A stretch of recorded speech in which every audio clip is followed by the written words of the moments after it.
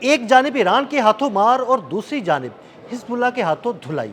Hezbollah ने Israel की ईंट से ईंट बजा दी, कई इसराइली टैंक तबाह कर दिए और दर्जनों फौजी हलाक कर डाले। ताज़ा तरीन सूरत हाल क्या है, आमिर रज़ा से बात करते हैं। आमिर भाई, ईरान के हाथों तो मार पड़ रही है, उधर से हिजबुल्लाह ने भी तबाही मचाई हुई है। कह रहे हैं कि कोई 21 के करीब टैंक हैं, हिजबुल्लाह ने तबाह कर दिए, कई फौजी मारे गए हैं। सूरत हाल क्या है? देखिए, बड़ी ख़तरनाक सूरत हाल है इस वक्त लेबनान बॉर्डर के ऊपर। जब मैं ये पूरी स्टोरी कर रहा था, आपके साथ डिस्कस कर रहा था, तो मैंने कहा यार हम ईरान की तरफ देख रहे थे, ये भी ईरान ही है। देखिए, हिजबुल्लाह कोई अलग चीज़ नहीं है, ये पासदारान इनकलाब का ही एक विंग है जो लेबनान में ऑपरेट किया जाता है। और इसका ऑपरेशन जो है वो ईरानी पासदारान इनकलाब से भी ज़्यादा ख़तरनाक है। और इसकी वजह यह है कि ये इसराइल के बॉर्डर पर बैठे हुए हैं। देखें, आज सुबह मैंने एक व्लॉग किया जिसका आपने मेरे साथ डिस्कस भी किया था कि शुमाली इसराइल के अंदर जो मेयर्स हैं वो रो रहे हैं, हाँ जी, आंसुओं के साथ रो रहे हैं, तो उनको हिजबुल्लाह रुला रहा है। ये शुमाली बॉर्डर है भाई, जहाँ पर ये इस वक्त जो ताज़ा तरीन इतलात हैं कि पिछले 24 घंटों में 21 टैंक तबाह कर दिए गए। मराका टैंक, आमिर भाई, ये बड़ा तबाहकुन टैंक है और 21 टैंक, ये दुनिया के जदीद तरीन टैंक्स में शामिल है। 21 टैंक तबाह कर दिए हैं, बख्तर बंद गाड़ियाँ तबाह हैं। और या पूरी दुनिया का मीडिया इस पर जो है वो बोल रहा है, बात कर रहा है। ख़ुद इजरायली अखबारात में फ़ौजियों की तस्वीर लगाई जा रही है। बहुत सारे अखबारात तो मैंने भी देखे हैं, आपने मेरे साथ शेयर भी की, हमने पढ़े भी हैं वो खबरें, जिसमें वो बता रहे हैं कि ये मर गया, वो टैंक के सामने एक वो बेवकूफ़ सा खड़ा है फौजी, वो मर गया। देखें, हिजबुल्लाह जो है उसकी छापामार कार्रवाइयाँ जो हैं उसका कोई जवाब नहीं है। आप इसके जवाब में क्या करते हैं, आप जहाज़ भेजते हैं और लेबनान की किसी न किसी बिल्डिंग को गिरा देते हैं। उसमें मासूम लोग, बिल्डिंग्स में मौजूद लोग जो हैं वो शहीद हो जाते हैं। और यहाँ से आप समझते हैं कि शायद आप जीत रहे हैं, लेकिन अगर मैदान ट्रेल की बात की जाए तो आप हार रहे हैं और मुसलसल आ रहे हैं। आपको याद है हमने पहले 6 टैंक्स की बात की थी, उसके बाद 4 टैंक्स की बात की थी। आज 24 घंटे के अंदर 21 टैंक, तो इसका मतलब है कि पूरी ब्रिगेड उड़ा दी, टैंक्स ब्रिगेड। 24 घंटे के अंदर 21 टैंक, यानी फी घंटा तकरीबन एक टैंक। और ये टैंक का तबाह होना एंटी टैंक मिसाइल से मुमकिन है। तो इसका मतलब ये हुआ कि हिजबुल्लाह के पास ना सिर्फ नाइट विजन जो गॉगल्स मौजूद हैं, गॉगल्स से मुराद ये है कि उनके पास दूरबीनें मौजूद हैं और उनके पास एक्यूरेट पता। देखिए, टैंक को तबाह करना, आप मुझसे ज़्यादा हरबीज चीज़ों को समझते हैं, टैंक को तबाह करना इस तरह से इतना आसान नहीं है। आमिर भाई, टैंक को ना खास किस्म के मिसाइल से तबाह किया जाता है, एक खास किस्म के बॉम्ब से तबाह किया जाता है। वो करता क्या है, वो जब मिसाइल या बॉम्ब टैंक से हिट करता है ना, तो उसके अंदर एक छेद बनाता है, पहले छेद बनाता उसके अंदर जाता है और फिर छेद बनाने के बाद टैंक के अंदर घुसता है और फिर फटता है। अच्छा, इसमें एंटी टैंक जो है ये मिसाइल्स की मौजूदगी मौजूद होते हैं, ताकि अगर कोई ख़तरा टैंक की तरफ आए तो टैंक उसको रोक लेता है। और टैंक के ख़ास हिस्से ही कमज़ोर होते हैं। पूरा टैंक जो है ये इस पर गोली शोली कोई असर नहीं करती, सॉलिड बना होता है। अब ये इनके पास कैसी मालूमात थी कि मराका कहाँ से कमज़ोर है और कहाँ पर उसको हमला करना है और कैसे करना है, ये सारी मालूमात हिजबुल्लाह के पास मौजूद थी। और उन्होंने साबित किया कि दूसरी जंग अज़ीम के बाद हम ये कहा करते हैं कि चविंडा के मुकाम पर बड़ी जंग हुई थी 65 में, 65 में जंग हुई थी टैंकों की। ये इस वक्त जो इस मौजूदा जदीद दौर है, जिसको अभी हम न्यूक्लियर दौर कह सकते हैं, उसकी सबसे बड़ी जंग जो है यहाँ पर हुई। लेकिन ये टैंक अगेंस्ट मैन हुई है, ये टैंक अगेंस्ट टैंक नहीं हुई है, ये टैंक अगेंस्ट मैन हुई है। और बंदों ने उनके टैंक्स का कब्रिस्तान बना दिया है।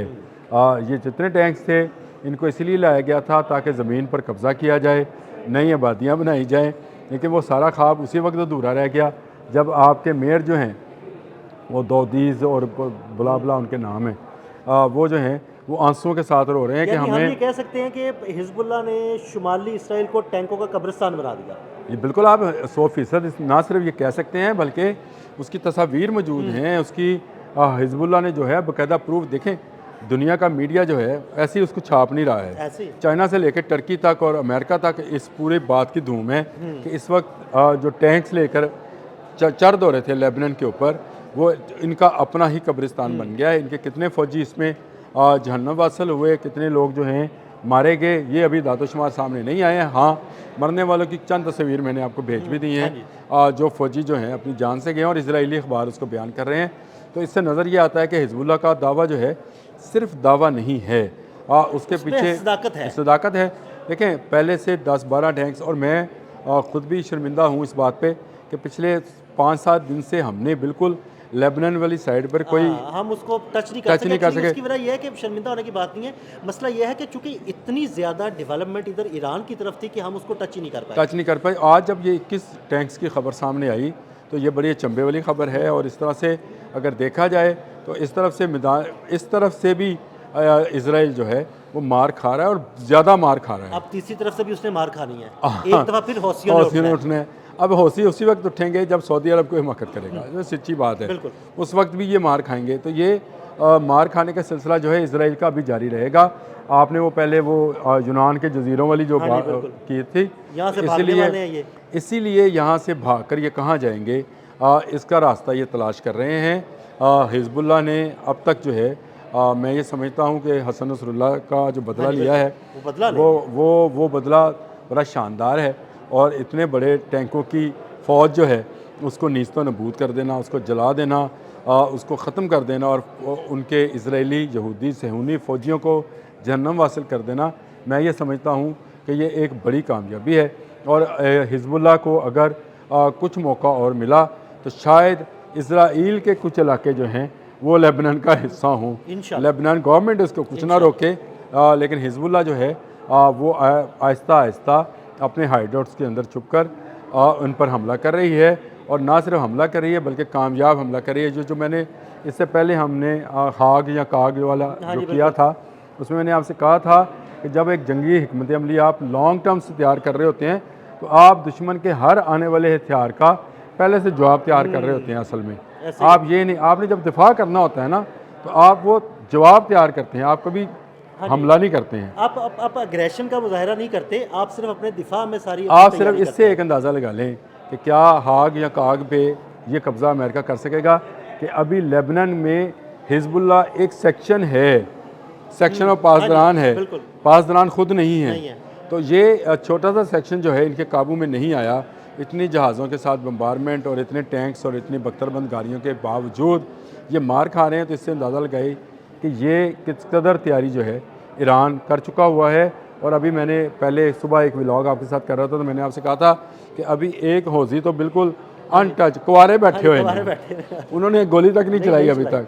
ये गोली चलनी है, उन्होंने अपनी तैयारी मुकम्मल की है। देखें जब जंग को लंबा लेके जाना होता है तो फिर आप अपने वसाइल जो हैं उनको आहिस्ता आहिस्ता बचाते हैं ताकि जितने बचेंगे उतने काम आते रहेंगे। तो ये 5 साल की जंग की तैयारी है, 5 साल जंग हो सकती है। 5 साल मनसूबा ईरान ने रखकर 25 साल तैयारी की है। तो ये 5 साल तक अगर ये दुनिया बर्दाश्त कर सकती है, तेल का ना आना अगर बर्दाश्त कर सकता है, तो 1 महीना अभी नहीं हुआ और दुनिया की चीखें निकलना शुरू हो गई हैं। आज 28वां दिन है, अभी 1 महीना, आपकी बात सही है, अभी भी 2 दिन रहते हैं। 28वां दिन है और चीखें निकल रही हैं यूरोप की, चीख निकल रही है अमेरिका की, चीखें निकल रही हैं इसराइल की, आंसू बहाए जा रहे हैं। और मैंने सुबह आपसे ये बात कही थी कि ये जंग ज़रा सी लंबी हुई तो ये आंसू खून के आंसू होंगे और ये खून के आंसू हिजबुल्लाह इनको रुलाएगा। हिजबुल्लाह जो है वो रॉकेट से इतना ज़बरदस्त हमला करता है कि इसका भी जवाब उनके पास नहीं है। ये जो इनकी बहुत सारी हमने शायद एक व्लॉग किया था मैंने और अदील साहब ने, जिसमें मैंने बताया था कि इनका जो सैटेलाइट रिसीवर सेंटर है उसको उड़ाया गया था, याद आया आपको? हिजबुल्लाह ने उड़ाया था। तो ये मतलब ये है कि हिजबुल्लाह तेल अवीव के अंदर तक इनको रॉकेट्स बरसा रही है और इनके इंटरसेप्टर्स को ख़त्म करने में बड़ा किरदार हिजबुल्लाह का रहा है। जो अब आप देखते हैं कि हमशेर 4 गिर रहा है, फतेह गिर रहा है, शाब 3 गिर रहा है, तो उसकी वजह यह है कि इंटरसेप्ट नहीं हो रहे हैं। तो इनको गिराने में हिजबुल्लाह ने अपना किरदार। बहुत शुक्रिया आमिर भाई जी। कुछ मज़ीद ख़बरें हैं वो भी आपके साथ शेयर करनी है। मज़ीद ख़बरों के लिए मुझे और आमिर रज़ा को फॉलो करते रहें। अब तक के लिए इजाज़त दीजिएगा। अल्लाह हाफ़िज़।